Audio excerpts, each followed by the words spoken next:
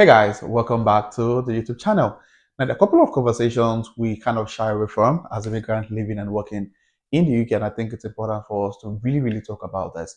2 weeks ago, I had a conversation with the family, and I think it's important for us as immigrant living in this country to try as much as possible not to compare our situation with other people's situation, and the kind of lifestyle every individual would live in the UK would definitely be different, dependent on their personal circumstances. And speaking with this family, the major reason why I got involved in the conversation is because there's now conversation about involving immigration lawyer, visa, one person losing their visa. It's coming a little bit messy, and the foundation of this whole issue starts from you know, one party in the family comparing their own situation to their friends, and it got a little bit messy, to be honest.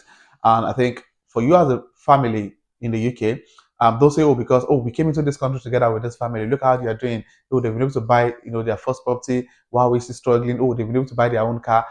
Comparison would definitely kill your joy if you're doing that as a immigrant in the country, because everyone have their own parts. Their personal circumstances is absolutely different from yours.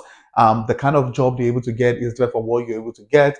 The kind of income they're bringing in as a family is different from what you're bringing as a family. So comparing your lifestyle and then putting pressure on your partner is absolutely unreasonable, and it's just going to destroy your marriage and break your family apart.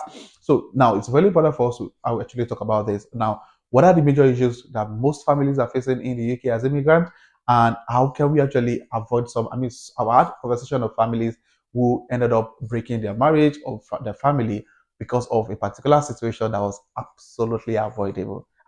It's very much avoidable. So yeah, the individual I'm going to share with you about a family that recently had an issue, and the major reason for that issue is because of comparison with how other families are succeeding around them, and how it looks like their own family is not moving forward in a way. And yeah, I'm going to share with you guys the full details on this in this video. And if you're coming across my channel for the first time, do also hit on the subscribe button.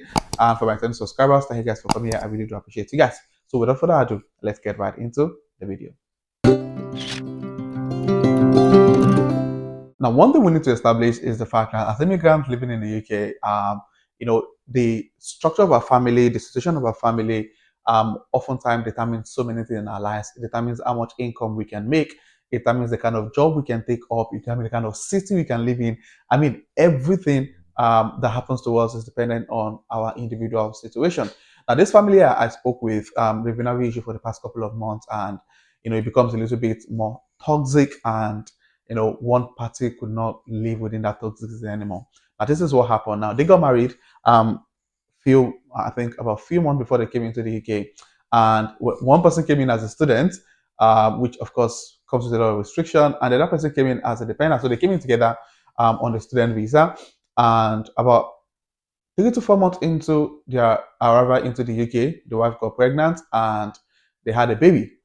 Now, the situation was that because the wife was the dependent, she was one that could do most of the job. So obviously, she couldn't really, do a lot of work because she got pregnant, and having a baby made the whole thing more complicated because when she had a baby, she didn't have a full-time job. So it means that she could only get the, OMP, the maternity pay from the government, and getting that maternity pay from the government is not really a lot, about £700 per month, and that was all she could get. So she didn't get like maternity leave, those kind of stuff, because she was doing like agency job. So her income, went a little bit downwards.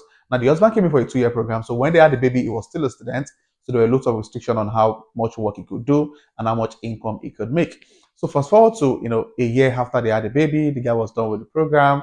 He got the job, as an healthcare assistant that sponsored their visa at that time, and everybody got on this on the health and care visa. Now, because the wife is the dependent, the husband could only do the job that sponsor them, and do some extra shift to make extra income. Now the wife being the dependent, because she had a baby she was taking care of, she wasn't making a lot of money. She could only do 1 or 2 shifts whenever the husband is around to look after the child. So the income, the majority of the income was coming from the guy, not from her. Now, 1 year into the program, she probably start having friends, start speaking with a couple of people, and she saw people that they came into the country at the same time, and they're doing absolutely fine. They bought their first house, they're living comfortably. Money was not the issue. And I think one of the major issues with so many immigrant families in the UK is always around money. And I think coming into a new country where a lot of things are actually, very much different. You don't really have enough help. I mean, if you're back home, you could probably just, get your mother or your siblings to come around and take care of your child. But it's a different scenario. Even if you have your siblings in the UK, they're also busy working, trying to make, income. So they can assist in so many ways, with taking care of your child. So now they struggle. I mean, most of the income coming from the guy, I mean, about 90% was already going on their bills, on their, childcare responsibilities and all of that. So now they couldn't get enough savings. I mean, they couldn't make enough money to be able to kind of save towards those stuff. And the wife was putting the guy under a lot of pressure. And in my mind, I'm like, why do some women bring in the mentality back home, thinking, oh, the man has to be the sole, provider? Now I spoke with the guy and I was like, okay, let's just get to know what exactly is the root source. If it's something that could be, resolved instead of getting the whole immigration lawyer involved, having conversation about, ending the marriage that is not even up to 2 years because of all of this pressure. Now they discovered that one of the families that the wife is actually using as a foundation or as a comparison to their own life, they are still very much, married with no kids. They're both working full time, making income, and these people don't have kids. They're able to make multiple sources of income from both partners, so they're probably making far more than what they are spending, and they have enough chance to save up a lot of money.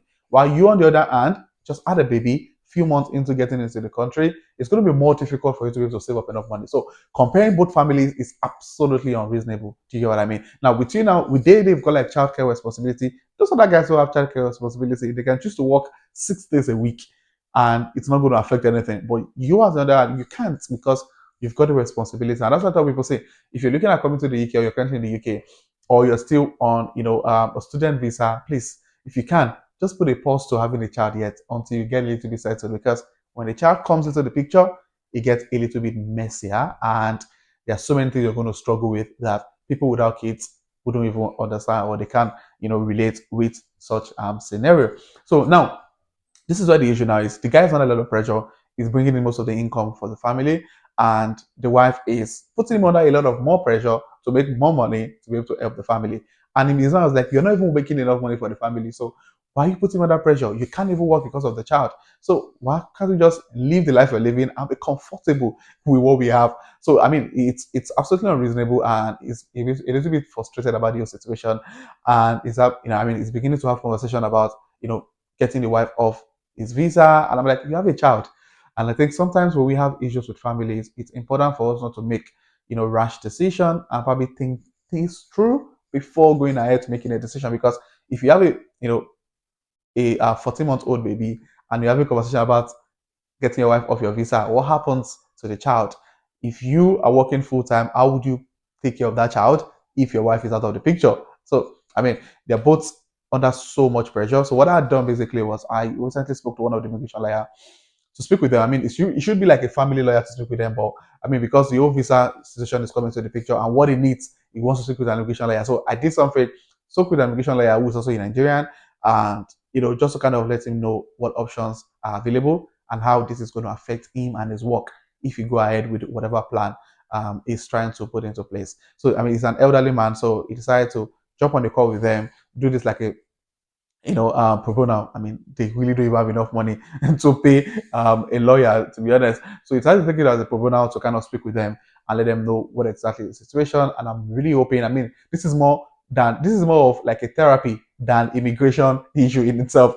But yeah, we're just hoping that everything falls into place. And this is me just to say, you don't have to put yourself under any pressure. I know if you go on TikTok now, there's so many people sharing videos on how they bought their house, how they bought their car, how they've paid cash to buy a brand new car. Don't put yourself under any pressure. Now, it might take longer time for you to achieve some of these things, but the truth is, everybody will definitely get to that particular point. So don't put yourself under any pressure that, oh, this guy, we came together, how come he's doing all of these things? Oh, this lady, we came together, how come he's already doing all of these things? And I can't. Don't put yourself under pressure. Different family situations, leads to different level of, financial commitment, different level of income generation ability, and all of those interesting stuff. So don't put yourself under any pressure. It's important for you to just run your own race. Make yourself your own competition. Don't make any other person around you your competition in terms of how quick you've been able to get successful here in the UK as an immigrant. Just don't do that. If not, you're just going to lose your joy, and you wouldn't be able to live your life to the fullest. So if you have any other situation of families having issues What are the major things you think are actually causing issues among immigrant family here in the UK? Please state those things in the comment section. This might actually help your family, going through a lot of pressure at the moment. And if you're coming across my channel for the first time, my name is Daniel. I share everything UK immigration, transition into tech, and personal finance on this channel. You might want to do well to hit on the subscribe button to join the amazing growing family. And my return subscribers, thank you guys for being here. I really do appreciate you guys. So this will be the end of the video, and I'll see you guys in my next video. Thank you.